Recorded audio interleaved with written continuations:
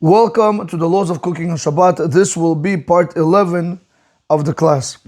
Today we want to speak about adding cold water into an urn or into a cooked dish.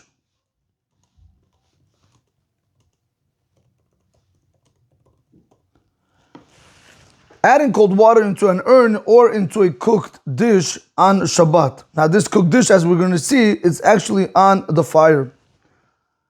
Rav David Yosef Shlita in his Halacha Birura wants to address a situation where you have somebody from the family who desecrates Shabbat so that there was not enough water in the urn, or it's not going to be enough water for the rest of the family or for the guests, and he went ahead and he placed more cold water into the urn.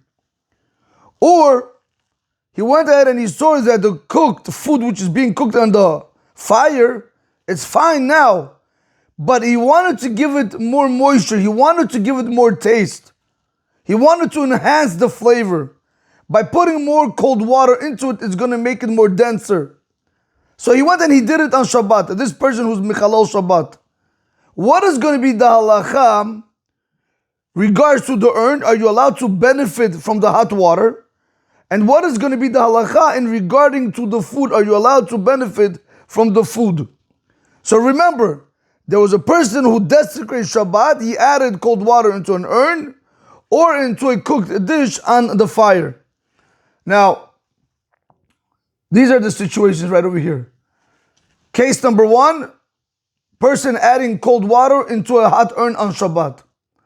Case number two, a person adding a person adding cold water into a kli rishon which is on the fire. What is going to be the halakha? Is one allowed to benefit from the urn and from the food which was on the fire?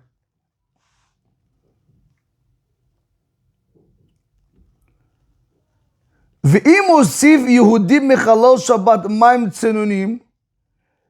If you had a Jew who desecrated Shabbat, he went ahead and he added cold water litoch tavshel mivushal she'al ha'esh, into a cooked dish which is on the fire, or litoch mecham shel maim chamim she'al ha'esh, or he went and he added cold water into a hot urn which is on the fire, mutar la'acherim lehenot me'hatavshel o me'hamayim.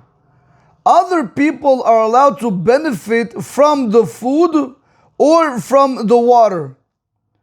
Comes Rav David Yosef and he says something fascinating. Afilu kishelo haya rov betavshel o b'mayim keneged ma she'osiv oto mechalal Shabbat. Even if you didn't have in the food majority, or you didn't have in the water majority, against what this person added on Shabbat. Let's say this is the urn, which is on the fire.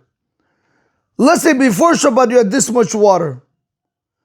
So the person sees it's not going to be enough. There's too many people coming. Guests are coming. People are coming. So he went and he added this much cold water. Comes Rav David Yosef and he says you're allowed to benefit from this hot water even though they're mixed. And even if you had only a little bit of water and he put the majority. So Rabotai, it's a very big chiddush. You would have thought maybe I need rov to nullify the minority. He says no. Even if you only had a minority of water, let's say you had 30% of water, of hot water, and he added 70% of cold water, Rav David Yosef Shlita tells you you're allowed to go ahead and benefit from that water. But he does comment and he says, Kol she'enam nehenim mitosevet hamayim, as long as you're not getting benefit from the extra water she'osiv oto mechalal Shabbat, that was added on Shabbat. Eila nehenim, rather you're only getting benefit me'akamut she'ayta sham mitchila. You're only enjoying the water that was there initially from before Shabbat. So basically what Rav David Yosef is saying, that if a person has an urn and you have over there 30% of water and he added 70% of cold water on Shabbat, we're going to tell you, go ahead, drink 30% of water, but don't drink 70% of water. Review. If a Jew who does not keep Shabbat puts cold water into a pot of food that is already cooked on the fire, or into a boiler of hot water on the fire, the question is, can other people eat or drink it?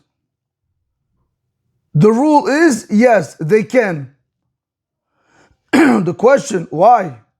The answer, because the food or the hot water was already there and ready from before. The extra water that the person put in does not change the fact that the old food or old water were already good. So as conclusion, you can enjoy what was already there. You just do not enjoy from the new cold water that he added on Shabbat. Example, Rabotai.